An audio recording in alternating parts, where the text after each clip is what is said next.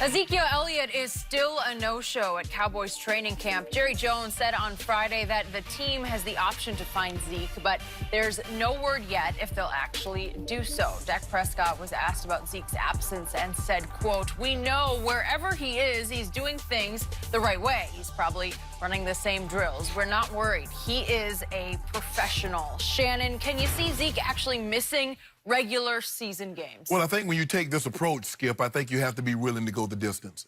You don't start a race if you're not going to be willing to finish the race. But before I go any further, Skip, you see the difference between the way the Dallas Cowboys and their players are handling Zeke's holdout as opposed to Pittsburgh Steelers and how they handle Le'Veon Bell's holdout? Where one team was bashing the guy for trying to get his money, and the other team is like, hey, we know he's putting that work in, so when he comes back, he's going to be ready to go. This team loves Ezekiel Elliott. Exactly. Really it just goes to show you the difference between the two. I just wanted to iterate that. Skip, for me, is that Zeke understands the only leverage a player has is his ability to hold out.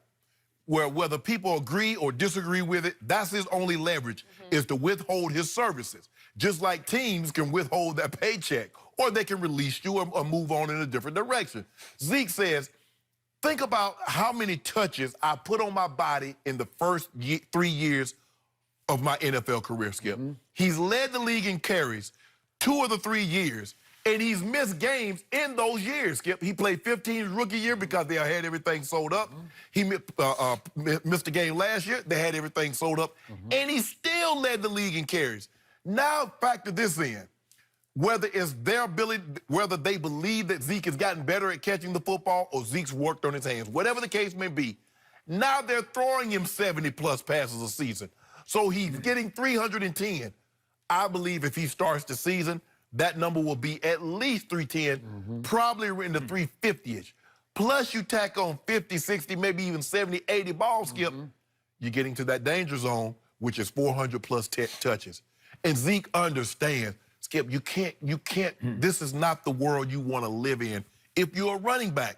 This is why a lot of teams have 2 guys, because they know with the kind of pounding that a running back takes in today's game, he can't last like, look, a guy, how Emmett was able to play 15 years, Skip, taking them, because he led the league in carries. Whether or not he had a big offensive line or not, they were still landing on him. They were still hitting that. They didn't get clean shots. Emmett didn't run the contact like Zeke did, Zeke does. Emmett was slippery sliding, and by the time you realize it, he got 5, 10 yards, he was down, he was taking glancing blows.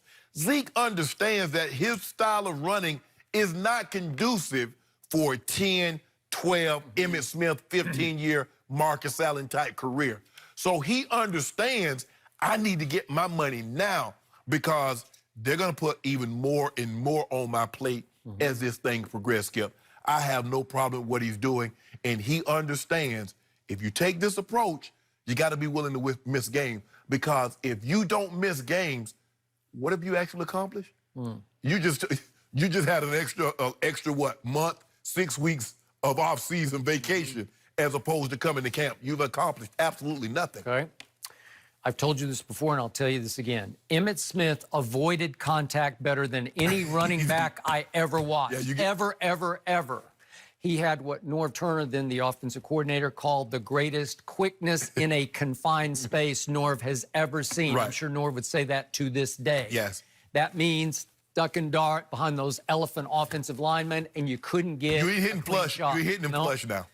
That's why he endured. Right. Zeke is the polar opposite of that. And I have sympathy for Ezekiel Elliott because arguably this is going to be his last contract, right? Yes. If it's 4 years, could that not be about the closing window? Especially big dollar contract. Okay. Now, he might be playing on a minimum contract. Maybe. God bless him. I'm knocking on wood for him. But the point is, this is huge for him, just as it was huge for Emmett back in 1993. Correct. I was there, covered that team. I was right in the middle of all that because I'd written a book off the 92 Cowboys.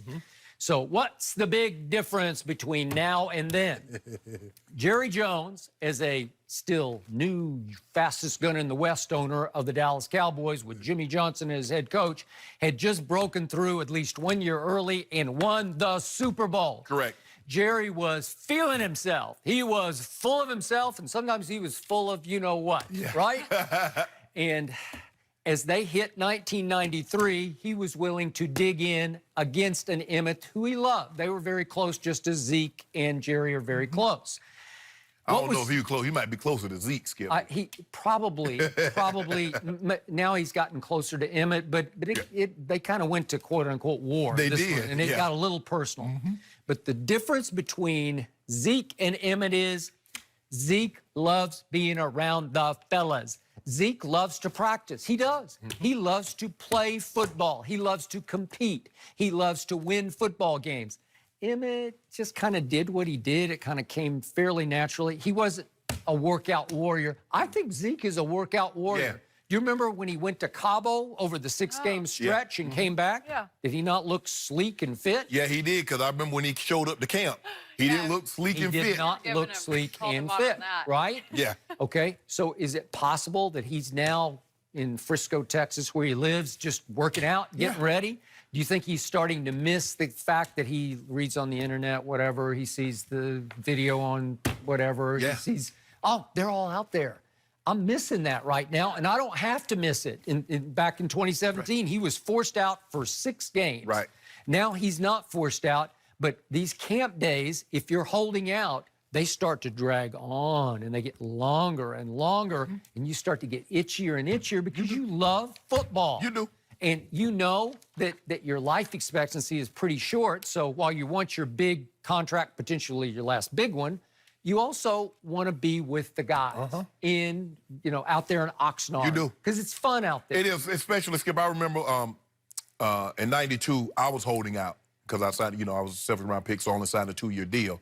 And I remember my agent called him and said, "Oh, I probably would have showed up early, but the Olympics were going on. I wanted to catch the last little bit of the Olympics." But anyway, and he said, "Well, Shannon, I think if we hold out another 2 or 3 days, I think we can get an extra $50,000 was a lot of money back in 1992, Skip." I was like, "So what are they offering?" He said, $225. I hung the phone up. Skip, I drove to camp the next morning and went to practice. And Dan Reeves asked me, he said, "Shannon, what are you doing here?" I was like, "I'm ready to practice." He said, "But you hadn't signed the contract." That's how anxious I was to get back. I had already missed, Skip, but Skip, it didn't. You wanted to be there that bad. Skip, it didn't dawn on me until I got older that at any given time my career could have been. Skip, you know what, Skip? When you're young, you don't think anything can happen to you. There's a reason why young guys join the military, because they're not going to be the ones, Skip, anything bad going to happen to. Nobody thinks when you're young, I'm going to live forever. I'm going to play in the NFL as long as I want to. I'm going to have me a career like Tom Brady. You think every receiver that's playing think they're going to play as long as Tom Brady. Every quarterback, every offense, defensive lineman. Or Larry Fitzgerald. Yeah. He's still going. Yeah, everybody thinks they're going to have that. So you don't really think about it, Skip. It's not until you start to get older, you start to realize, like, man, I left some money on the table. I was very, very foolish. And then maybe if I was a running back, Skip, I would have thought differently. Interesting. But to know now the pounding that the running backs take and how you have getting up in the morning. Zeke's, 24 years of age? I guarantee you Zeke's body's achy during the season getting up out of bed, Skip. Wow. 24, 25 carries. No, them holes ain't like you playing college football where they're wide open. Nah, guys hitting you as soon as you get the ball. Skip, he got to get his money. He knows he's never going to get he's never getting another payday like this one. Okay, so I fixated on something that came out of the mouth of Jason Witten the other day. Oh, yeah. This is on Friday, and I got to read this short quote because he summed it up for me, and I agree with the sentiment that he expressed. My experience has been those things, meaning a contract squabble, around here anyway, those things usually work out. Yeah. Jerry Jones is good at getting those things done. So, to me, I do not believe that Zeke will miss real games. I believe it will get done. At first, you were predicting maybe he'd come in the week before. Monday before, yeah. I could see that. Yeah. And I would be just fine with that. Now, if you told me he would actually miss the first 2 real games and he would come back and be the regular season MVP and the Super Bowl MVP, which is what happened to Emmitt Smith, I'll take that outcome now. I bet you would. Yes, I would. But let me ask you a question. Do you believe he's going to get his money?